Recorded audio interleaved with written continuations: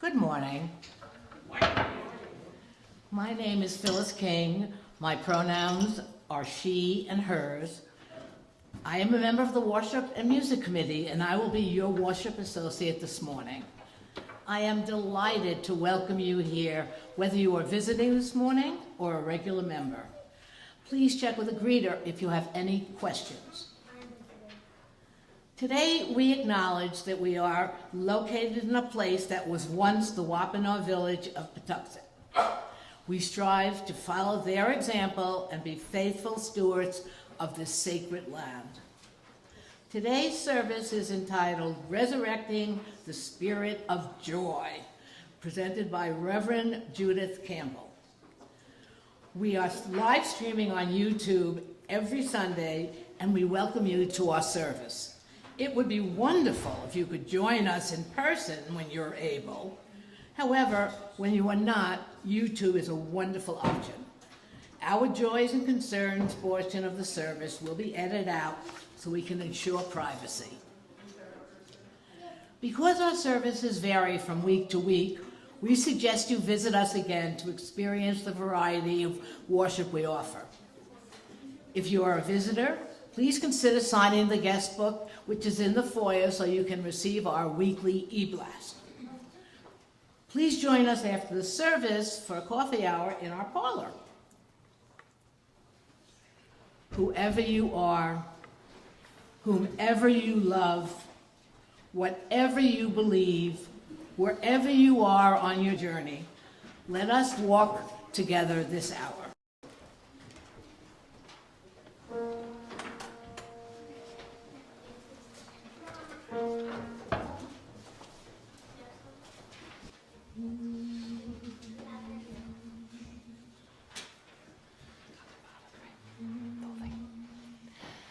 Gaudeamus, Gaudeamus, Gaudeamus, Hodie. Gaudeamus, Gaudeamus, Hodie.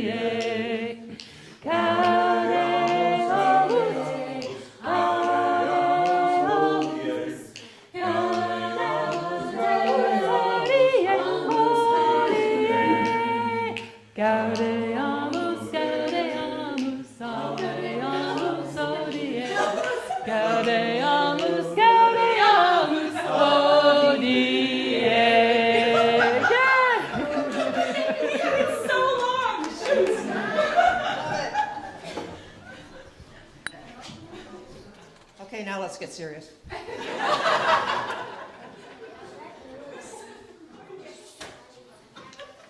Good morning, everybody.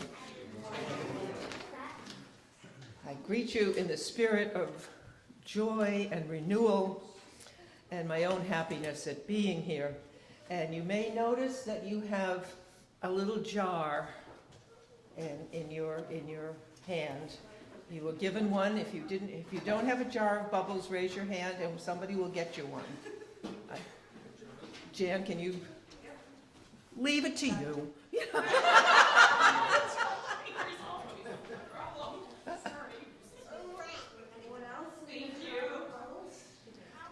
Now, in case you didn't know it, bubbles are really magic. And they hate staying in that jar. And I suspect every single one of you has already opened the jar to see if they work. And if a few of them escape during the service, it's okay. All right? Because I'll tell you more about bubbles later, but it's impossible to not smile. If you see a bubble, go, look at you all. Today, we feel rough today. We've been feeling rough for a couple of weeks, maybe a couple of months. And if we, by blowing a few innocent little brightly colored iridescent bubbles, can lift our hearts, even for 1 hour, it's worth it. But there's more than 1 hour's worth of bubbles. So I want you to take them home and spread the joy when nobody expects it. And with that, I will use these words. May we be reminded of our highest aspirations and inspired to bring our gifts of love and service to the altar of humanity. May we know once again that we are not isolated beings, but connected in mystery, in miracle, to the universe, to this community, and to each other. May it be so. Let me light our chalice.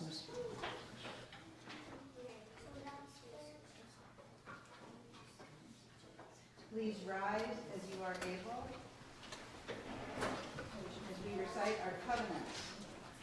Love is the spirit of this church, and service its law.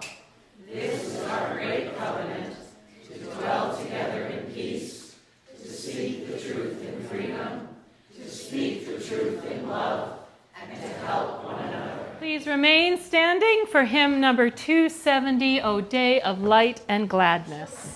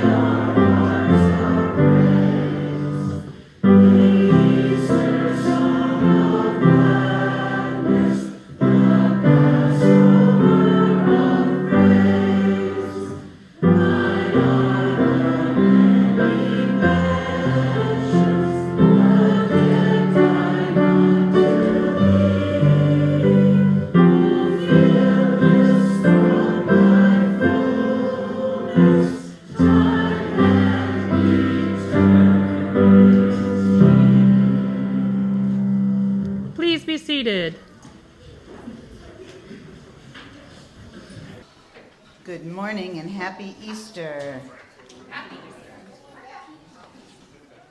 I have a story about the very grumpy bunny. Yeah? Okay. He had a beautiful flower garden full of lilies and all sorts of different plants. And he always worked on his garden. He worked on his garden instead of going to church. Except every year on Easter, that was the one day he went to church. Because they gave away free lilies. So he had to go. Well, one day he got up late and he stubbed his bunny tail in the door. He tripped his bunny feet on the sidewalk and he was late for church. But there were free lilies. So he went anyway. He hopped all the way to church. He had to sit in the back row because he was late. There were bunny families all around him making noise. Ugh. The service was boring, but there were free lilies. So at the end of the service, everyone who wanted lilies lined up in the center aisle and slowly made their way up front. Well, this grumpy bunny was a pretty smart bunny, so he started counting how many lilies were left and how many people were in front of him. And he realized he wasn't going to get a lily. So he tapped the family in front of him on the left, and he slipped around them on the right and got the very last lily. He was so proud of himself and ready to go home, even though everybody was trying to shake hands and say hello and say Happy Easter. He just wanted to get his lily home. Well, there were a bunch of kids. They happened to have been blowing bubbles and throwing balls in the chapel. And one of the balls hit the very grumpy bunny. He dropped his lily to the ground. It broke. The very grumpy bunny looked at these kids and looked down at his beautiful lily and started to say something. But then all of a sudden, he could smell the lily. And it reminded him of when he was a little bunny and he was playing in his yard and his mother had a beautiful garden. And he ran right through the garden with the ball and broke her flowers. He kept saying, I'm so sorry, I won't do it again. And his mom said, kneel down, take a big breath in and smell the flowers. And he stopped crying. And his mother looked at him and said, I forgive you. I love you.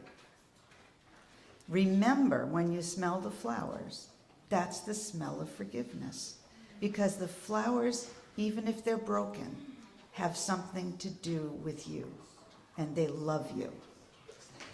Well, after that deep breath, he looked at all these little rabbits saying, I'm sorry.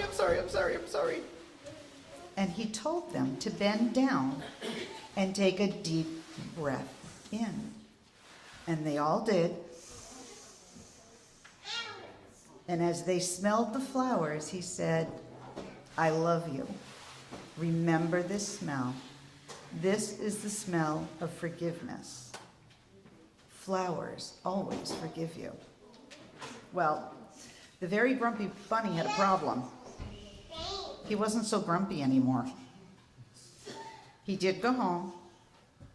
He planted his lily. And guess what happened next?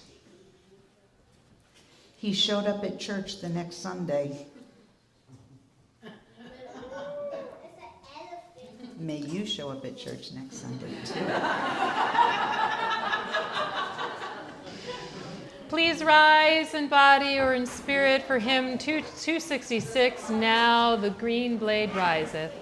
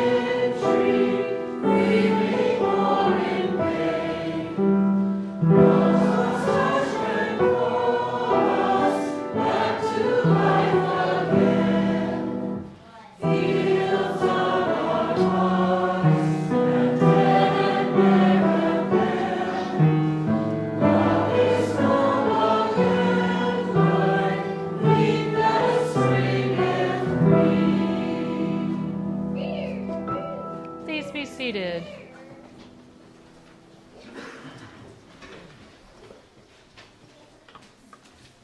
Our first reading this morning is a short essay which can be found in the back of our gray hymnal. To Live Content by William Henry Channing.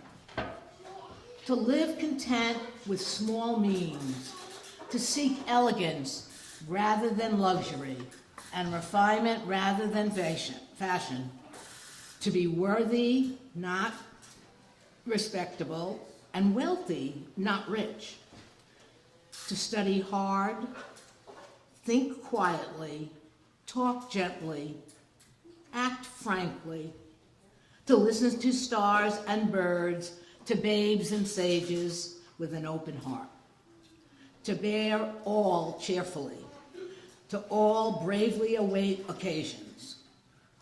Hurry never. In a word, to let the spiritual, unbidden, and unconscious grow up through the common. This is to be my symphony.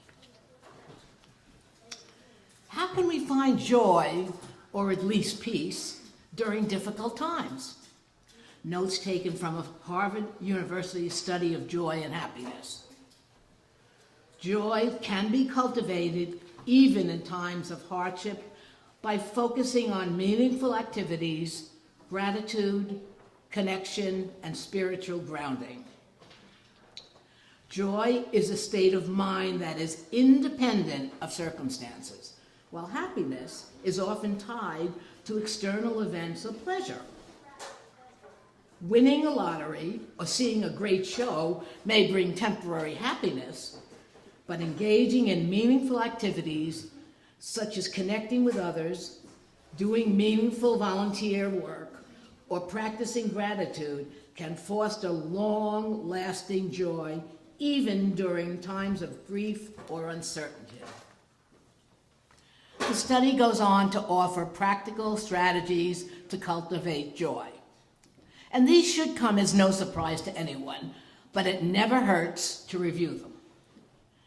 Engage in acts of kindness. Volunteering or helping others can produce greater joy than focusing solely on oneself. Savor the senses. Enjoy simple pleasures. Taste, touch, sound, light, and smell to elevate mood and create moments of joy. Gratitude practice. Keeping a journal of things you are thankful for can shift focus from negativity to positivity, enhance resilience, and benefit your emotional health. Limit negativity. Reduce exposure to toxic relationships or environments that drain your energy and diminish your joy. Developing a joyful mindset involves acknowledging sorrow when intentionally seeking positive experiences. This includes recognizing small victories and moments of beauty, practicing meditation or spiritual reflection to cultivate inner peace, embracing challenges as opportunities for personal growth and perspective shifts. Even in difficult times, joy is accessible through intentional practices, connection, gratitude, and spiritual grounding. By combining practical habits with a resilient mindset, and if applicable, faith-based support, individuals can maintain a sense of well-being and find meaningful joy despite adversity.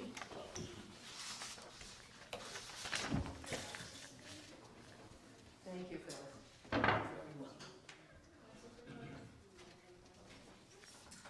I'll tell you what's giving me joy right now, and it's right over there. How many kids are over there?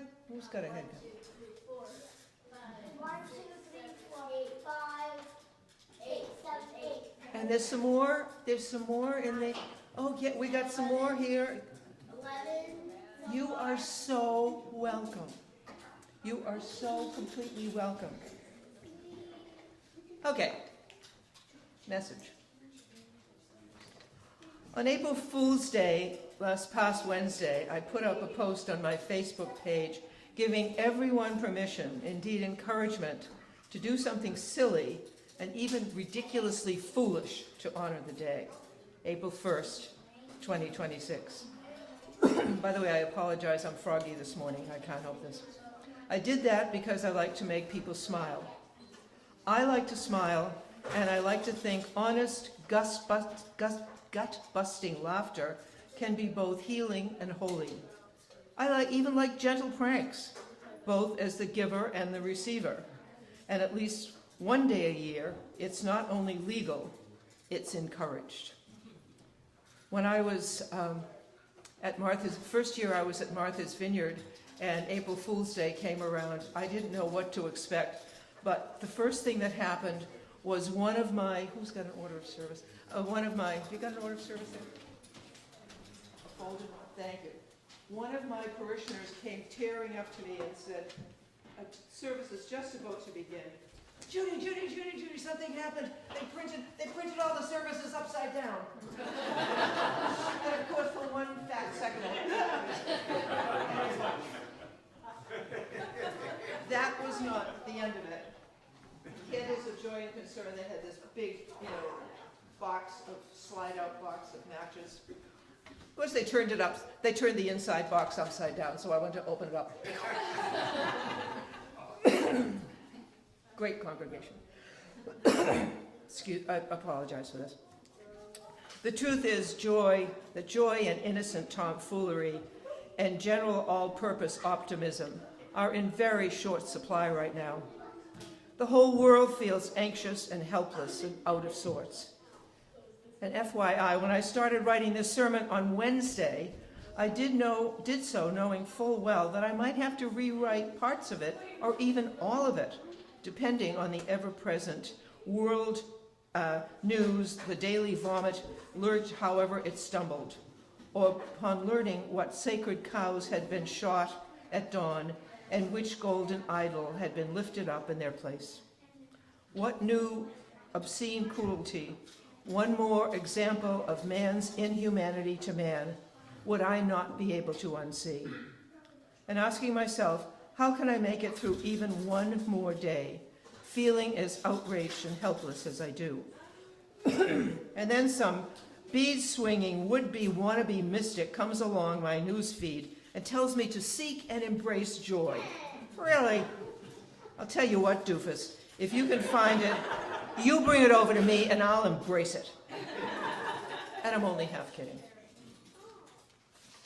Platitudes about love and joy and truth and beauty spring up like mushrooms after a rain. They're everywhere. And even though they're mostly well-meant, they only add to my feelings of sadness and isolation in dealing with all of this. And today, my head hurts and my spirit feels bruised. Thank you. Thank you, thank you.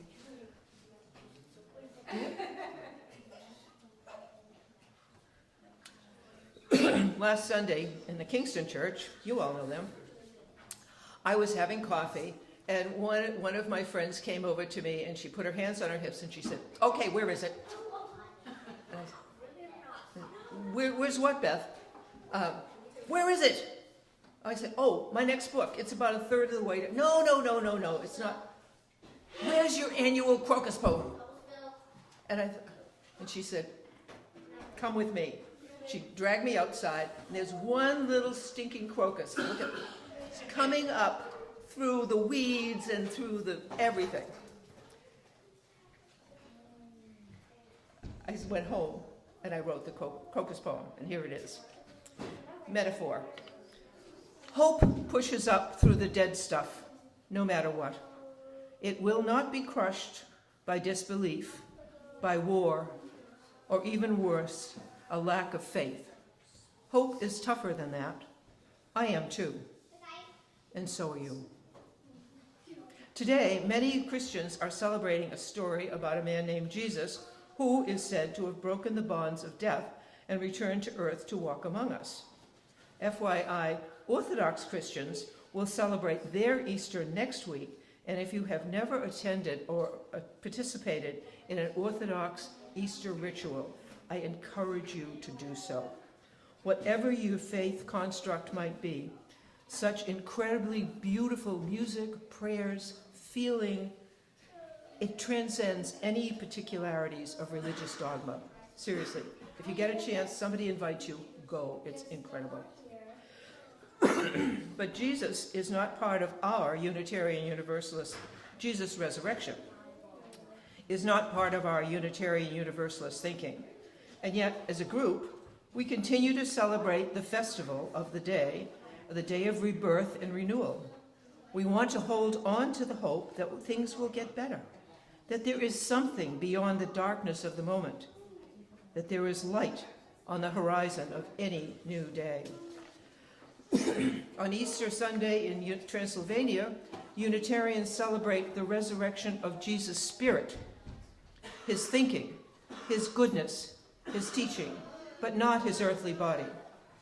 My question for us today, what in our own spiritual life and thinking needs resurrecting and uplifting? For many of us, it's right here in this chapel in Plymouth and around the greater world. For us, right here in this chapel in Plymouth and around the greater world, joy is in pretty short supply these days. But I can guarantee you it is not absent. It's just that we have to look harder and deeper, dig deeper to find it. Finding those things which bring us joy don't have to be deep, transcendent, mystical experiences. Journey to the mountaintop, or 40 days in the desert of our own making. Seeing a little kid standing at your back door with a handful of wilting dandelions they picked just for you can do it. If you've been there, raise your hand. If you've been that kid, raise your hand. Hearing a really funny, not necessarily squeaky clean joke that leaves you breathless with laughter and still makes you giggle every time you think of it. That can be joy. That's a moment of joy. Laughter can be holy and healing, and life can be full of wonderful little surprises if you are open to them. That is the key, if you are open to them. And this is not a new message. In case you hadn't noticed, it's an old sermon. This is not an old sermon that I resurrected, but an old theme that I'm looking at in a new way. You all hear me banging on about the miracle of the ordinary, the holiness of every day, and the possible transcendence of this right this minute, if you're willing to be open to it. And yep, I'm doing it again. Good things bear repeating because we and I and you are human. And humans forget sometimes. Humans spill bubble stuff sometimes. That's why I brought an extra jar for the spills, because bubbles want to get spilled. There's something in bubbles that wants to get spilled. Anyway, Phyllis offered us a collection of thoughts and suggestions culled from a study on joy and happiness conducted by Harvard Medical School. And I'm willing to bet that every single one of us are familiar with most of them. So why am I bringing them up again? Because there really is nothing new under the sun, and humans need reminding. I need reminding. I need reminding that the little things are important, but we are overlooking them, overlooking the little things that make us smile. And this is slowing you down. This slowdown is poking you and reminding you to stop, look, and listen for the tiny bubbles of joy. Where are the bubbles? Cue the bubbles. That are around us all right now. Is she ever going to get to the bubble part? Yes. I have 2 stories about bubbles. The gentle one, good old. Blow bubbles without the words, honey. It's my turn. Okay. For years and years and years, I traveled between Pembroke and then from Plymouth to Cambridge, Massachusetts, on an almost daily basis. I worked in Cambridge, I lived down here. I experienced any number of traffic jams. You know how good you feel in a traffic jam. When people were ready to tear each other's hair out, I always carried bubbles. Pulled them out, opened the car window, and I'd start blowing them out the window. And you could see the cars got lower. I mean, it just, one snaggletooth cab driver hung unshaven, hung his arm out the window and said, "Oh, Lady Bubbles, thank you." And so you have these. Use them well. You can refill them with a little bit of Dawn or kitchen squeezy, and it makes perfect bubble stuff. Use them. The other story is also a true story. Back when I was getting my doctorate, and my thesis advisor was a large woman. She was a very large woman. Very, very large woman. She had to pull her belly in to get into her car. There's a reason for my telling this. So we were driving. She said, "Let's go to an auction." Here, I was staying with her on the Cape. "There's a great auction. Let's go to the auction." I said, "Sure, that sounds fun. We'll go to the auction." So we're driving along. She's driving. And I pulled out bubble gum. I said, "Would you like a piece of bubble gum?" Now, Fontaine was from the Mississippi Delta. She had an accent that you could cut with a knife and spread on bread. It was when she wanted to use it. And she said, "Are you offering me, the champion bubble blower of the entire universe, a piece of bubble gum?" And I said, "Is this a challenge I see before me? Is this a glove on the seat between us? Have you thrown down the gauntlet?" "I have indeed." I said, "Sister, you lose." Anyway, the rest of the ride was us chomping on the bubble gum and blowing bubbles. It takes a while to get it right. And at one point, she blew one magnificent bubble. She's driving. I said, yeah, just wait. So we get into the auction. Now my bubble gum is really ready. And they're auctioning things off, and we were a little bit late, so we scooched into the middle of a row. People all around us. And I start blowing the world's greatest bubble. I mean, it grew, and it grew, and it grew. And of course, I can't say anything, so I'm elbowing Fontaine. And at that point, it exploded. Back on my face, in my hair, under my chin, and the two of us started laughing so hard, we were both thrown out of the auction. Go! None of this is rocket surgery. But for that very reason, I'm calling on all of us to stop, look, and listen, and maybe even catch a bubble on the end of your finger. Catch one of the little bubbles of joy that come into our lives and can often burst before we ever see them or take notice of them. P.S. The secret of catching bubbles is either spit on your finger or take a little bit of the bubble liquid on your finger, and the bubble won't be unhappy. It's just sitting on dry skin. It'll just sit there. You didn't know that. I'm going to conclude my message this morning by repeating what Phyllis read earlier today. To Live Content by poet William Henry Channing, brother or father or relative of William Ellery Channing, our famous ancestor.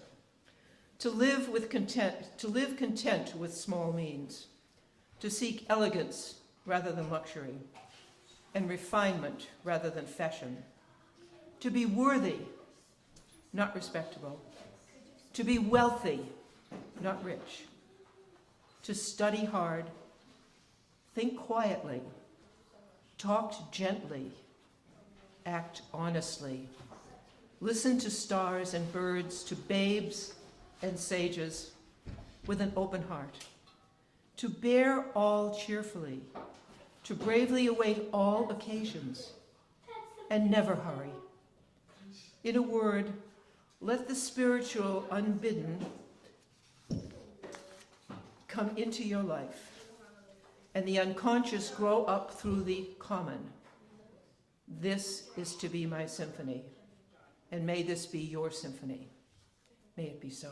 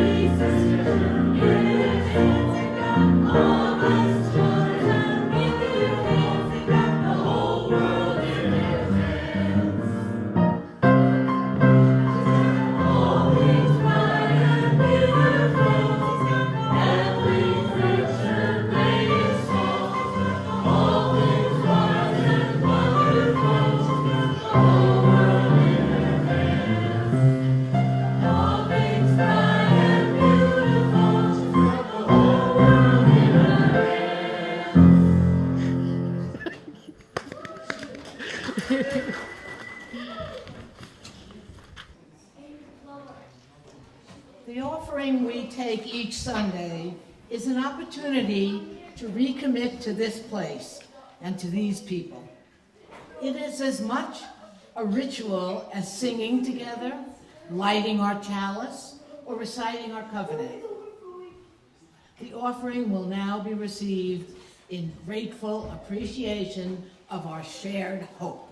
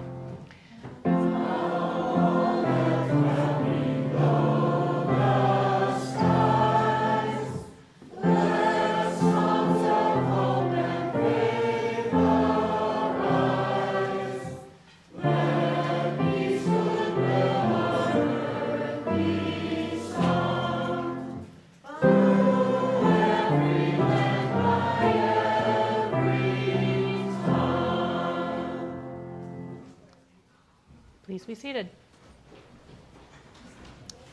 This is the time in our service where we invite folks who wish to do so to come forward and light a candle of joy, of sorrow, of commemoration.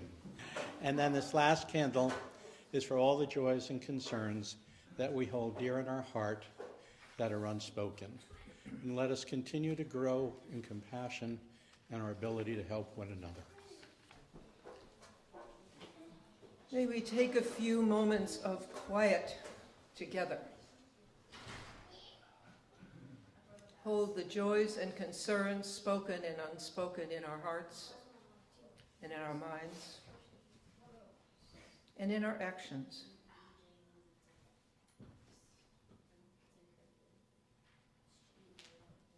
Let us be quiet together.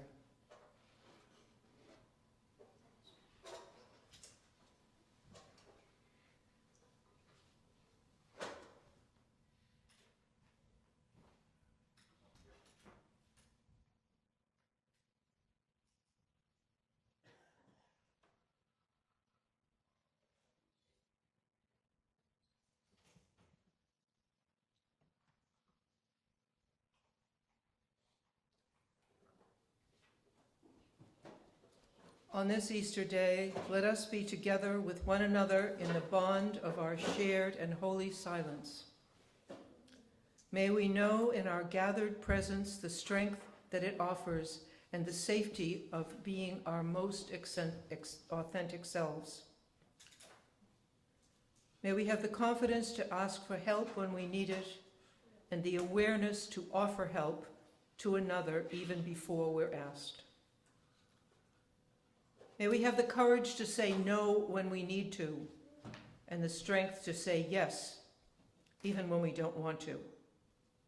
Maybe even, especially, when we don't want to.